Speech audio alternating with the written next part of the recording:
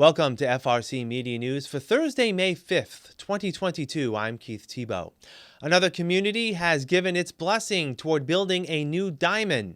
Residents assemble in solidarity with Ukraine, and the outdoor event season kicks off in earnest next weekend. All this and more coming up. Town meeting members in Westport this week approved the construction of a new Diman Regional Vocational Technical High School. The article was approved by a margin larger than the two-thirds majority needed for passage.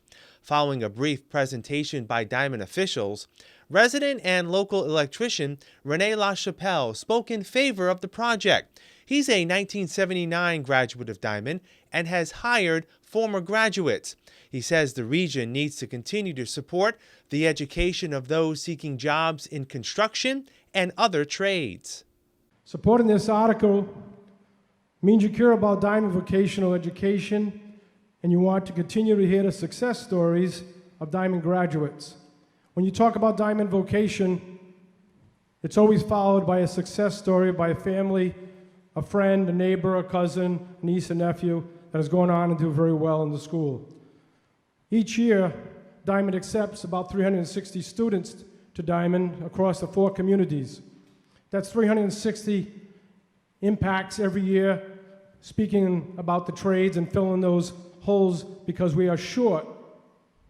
Based on an article in Associated Builders and Contractors, we are short 360,000 construction workers for 2022. So for me, voting yes is a good business decision, and it's also a good resident decision.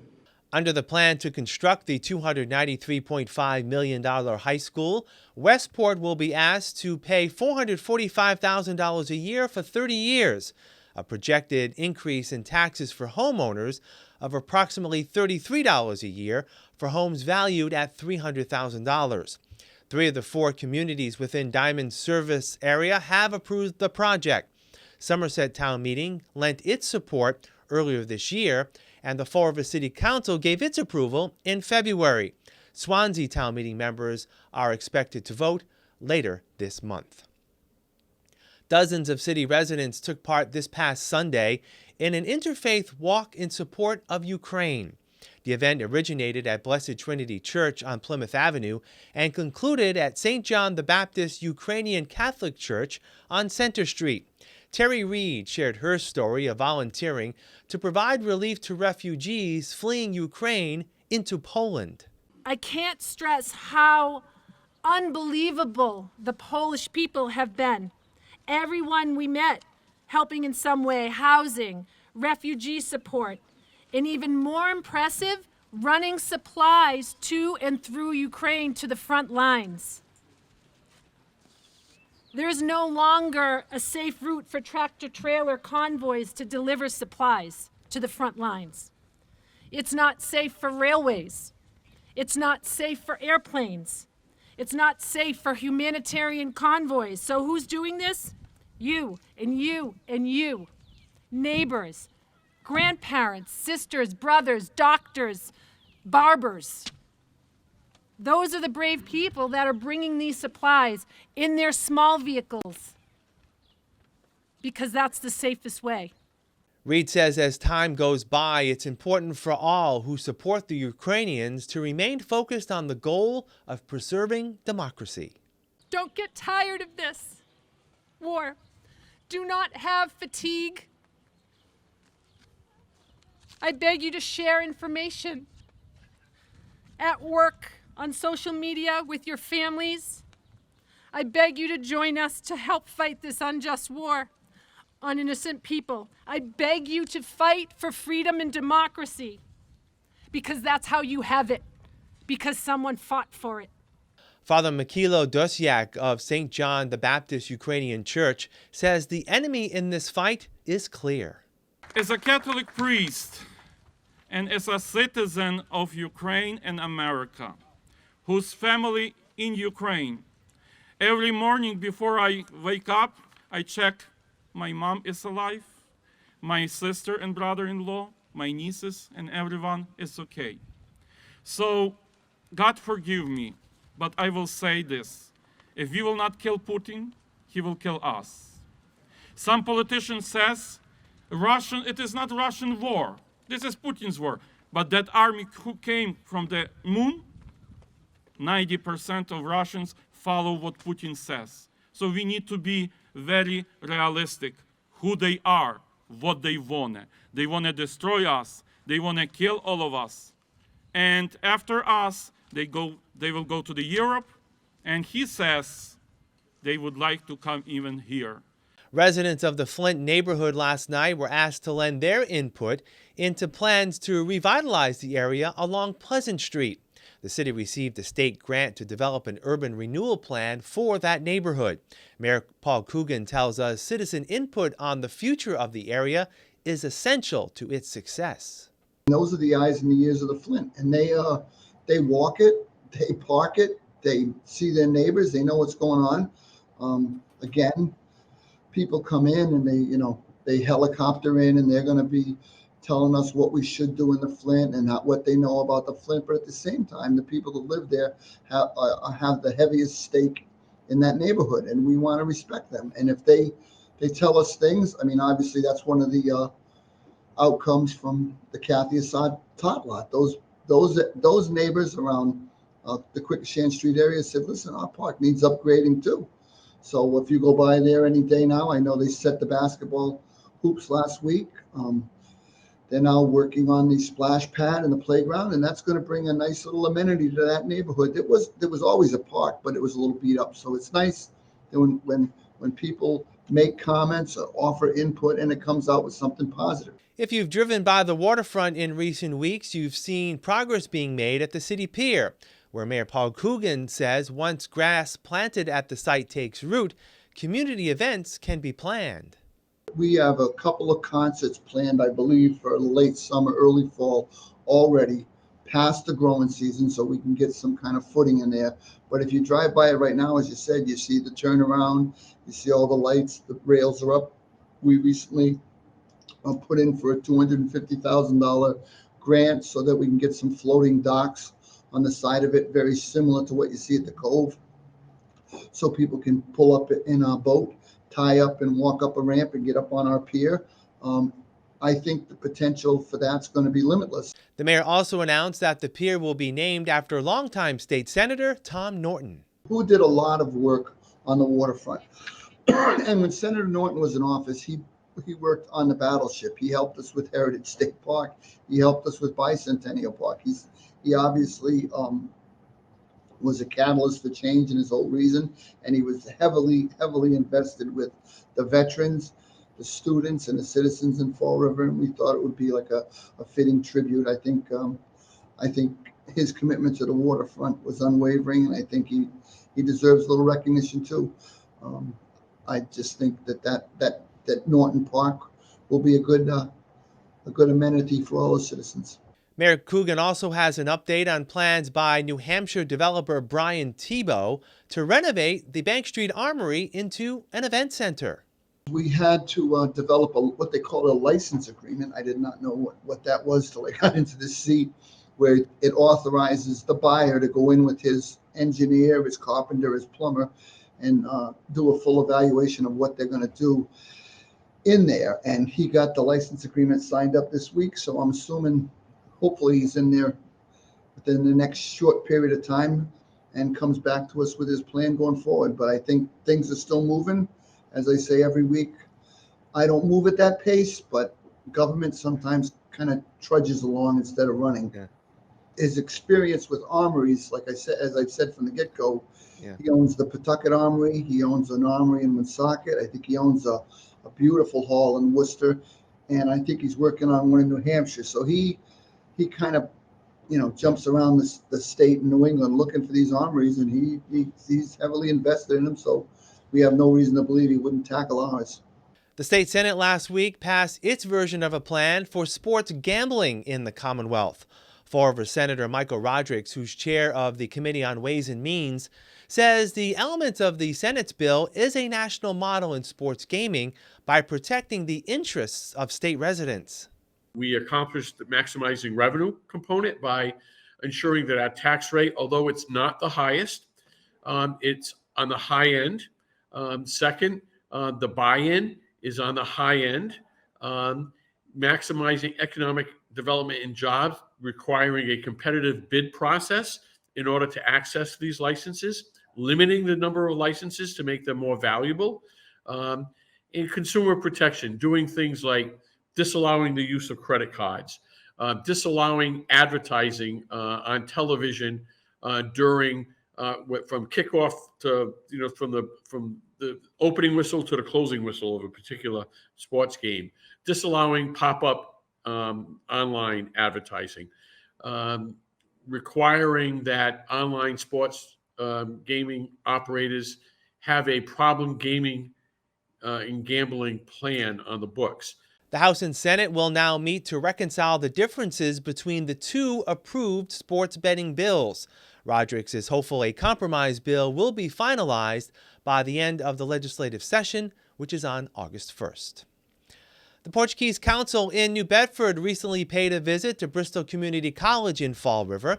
Dr. Rogério Lopes has served as consulate on the South Coast since last fall and continues to become more familiar with the Portuguese communities of New Bedford and Fall River. For the moment, my priorities are the work at the consulate and to serve the Portuguese community and also the Cape Verdean community here in New Bedford. Because we are a small team and I'm trying to get more people and to resolve a lot of problems that we have at the consulate. And for the culture, I'm trying to associate here with Bristol College, with the Whaling Museum, and to do a lot of things to give the opportunities to people to see the Portuguese culture. For the Portuguese Americans not to lose their sense of being Portuguese. That's our goal for all the consulates here in the United States. Because most are losing their roots, Portuguese roots, and that's what we try to do.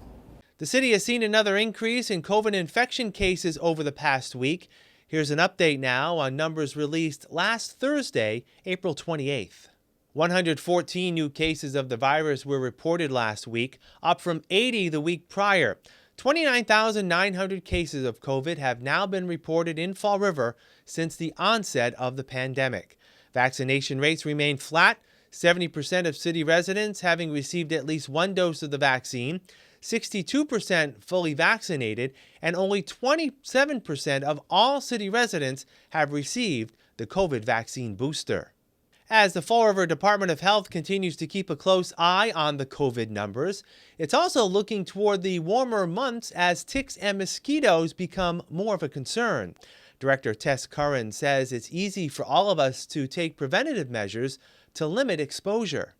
Try and wear longer pants and longer sleeves if you're out in the yard or out in the woods going for a walk. Maybe checking for ticks when you get home, especially on animals or little ones.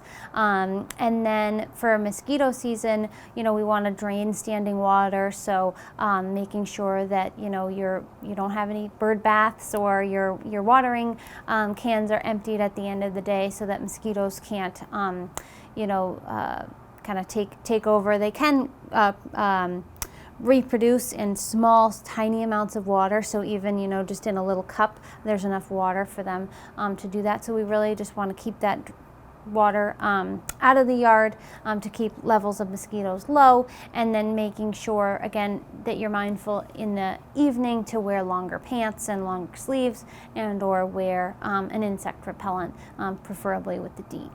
Curran says seasonal mosquito spraying will likely take place again this summer to limit the number of cases of disease related to mosquitoes. We have had several years of Triple E. We're not anticipating that Triple E be back again this year. Typically it's a 3-year cycle, so last season would have been the third season, so fingers crossed we won't see any of that this season. But we have seen West Nile virus in the community before, in animals, or in the region, I should say. So making sure that you're taking those preventative measures is important. Congress has returned to Washington following its holiday break. 4th District Congressman Jake Auchinclaw says the Democratic leadership will be focusing on passing a number of social programs championed by President Joe Biden. Top on the list is climate change mitigation.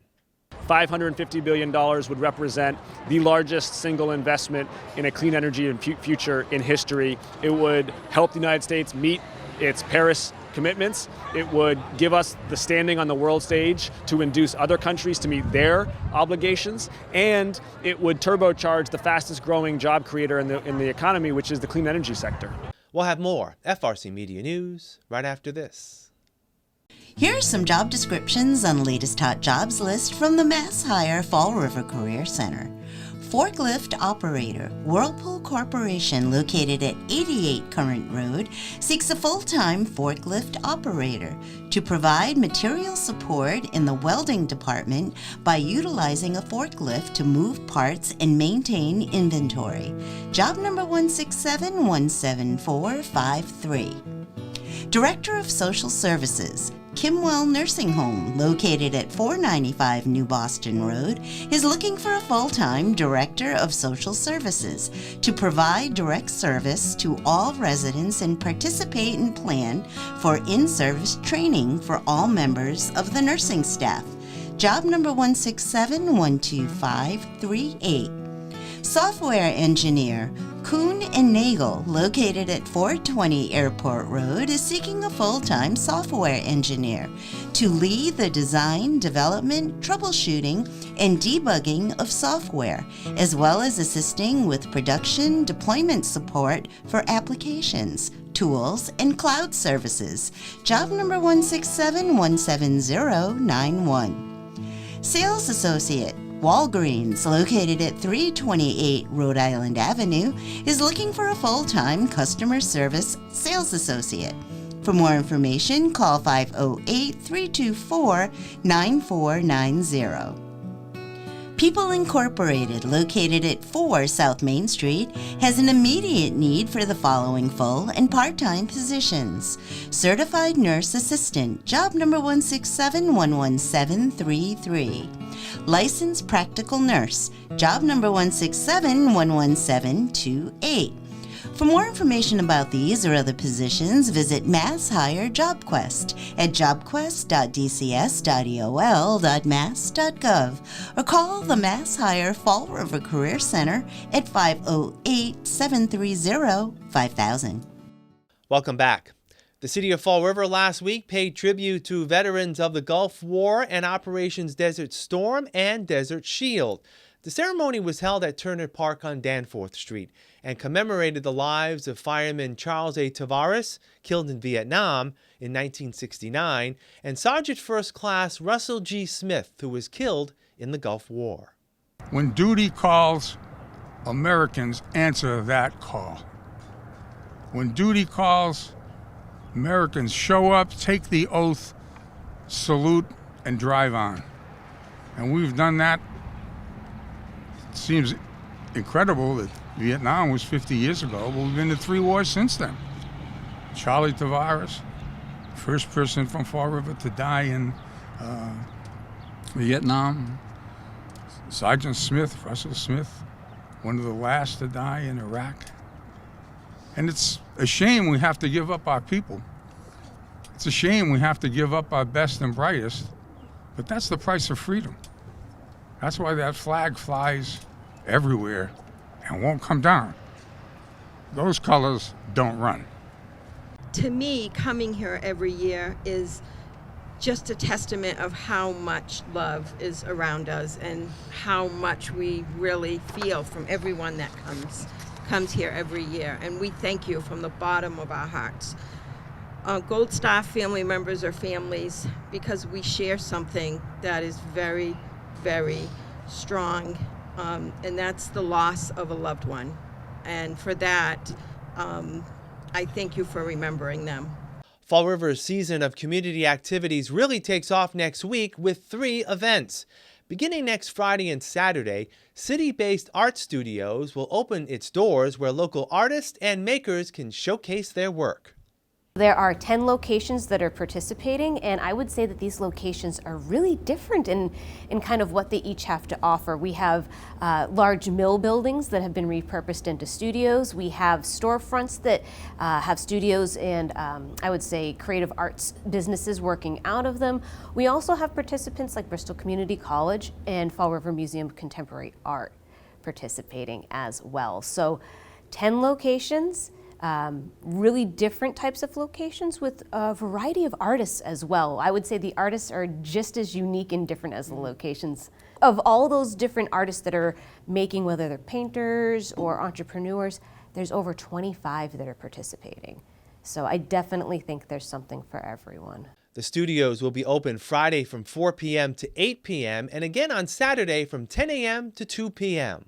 There's nothing like experiencing art in person, and to see the space in which it's made is such a unique opportunity. So I think that, you know, just rediscovering or discovering some of these spaces, oh my gosh, there's not an opportunity normally like it, you know, especially to visit 10 in a time where they're all open and they're looking forward to having people come visit. Beginning next Thursday through Saturday, the third edition of the Fabric Fall River Festival will take place at a number of locations across the city.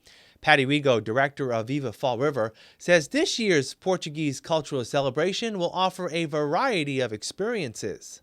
What's great about Fabric is it's comes to the table every year with something different, but always manages to provide a lot of different elements to that. So we've got, you know, visual art and architecture. We've got, you know, like this new portion where we're adapting to more with food, like people coming together, communal pairing, which is something we weren't able to do last time. So that is new, I should say. And then of course we always have a great music program. But I think this year, the theme is where we meet, and that's the beauty of it, is that we're able to meet again. So we really wanted to focus on in person. There's no, as with the last edition, there was a lot of virtual interaction. This is all in person because we want people to come out, we want people to experience it, and there's going to be a lot for them to experience. Some of the events of the Fabric Fall River Festival do require a fee. You can find out more and a full schedule by visiting fabricfallriver.com. And finally, next Sunday, May 15th, Viva Fall River celebrates the return of the We Heart Fall River Festival downtown. We're shutting down Sullivan Drive, and we're going to have a band from the Narrows, Pearlie Baker, who's you know, quite popular in this area for the last 25 years, actually. Grateful Dead, New England's premier Grateful Dead cover band. We're going to have that. We're going to have local performances too from Studio Life Arts, because we always want to make sure that we show our youth that we appreciate their talent and that we want to give them a forum and a platform to show that talent and to just be proud of themselves, you know. We're going to have the Fall River Farmers and Artisans Market. It's our first event of the season. And then we're also going to do the community tabling and activity zone around City Hall Plaza, which I think right now we had, the last I checked was 18 organizations were going to be coming. So they'll be coming with community resources, you know, pamphlets, sign-ups. We're going to have, I think the Mass Department of Public Health is going to do a vaccination clinic.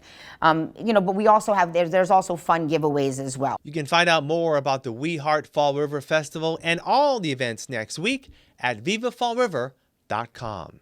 We will wrap up this edition of FRC Media News right after this. Welcome to Hot Dogs and Cool Cats. Today with us we have Nicky. He is 3 years old. He was an owner surrender. It was no fault of his own.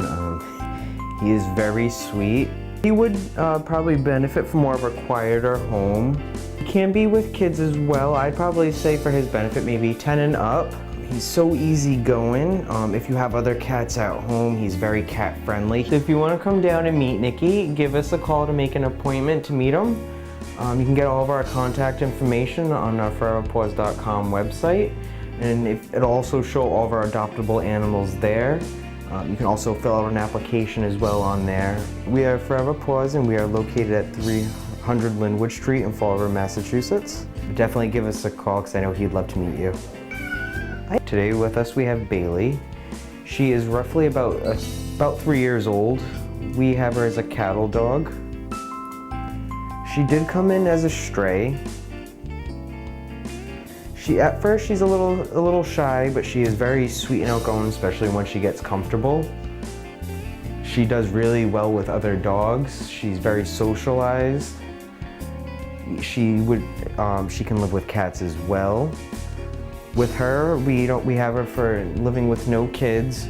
It's for her benefit. She is very sweet, but she does get startled easy with quick movements. She's very well-mannered on a leash.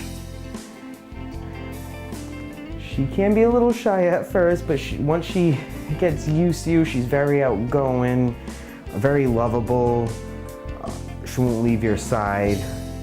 She is very sweet. She is a little peanut. I think she weighs just about 30 pounds. She is fully grown. If you want to come down and meet Bailey, I know she'd love to meet you. We are located at 300 Linwood Street in Fall River. That's all for this edition of FRC Media News. Please visit our website at frmedia.org for all the latest news and information. FRC Media News airs Thursdays at 6 p.m. and Fridays at 5:30 p.m. For all of us here at FRC Media News, I'm Keith Tebow. Happy Mother's Day to our city mothers, and we'll see you next week.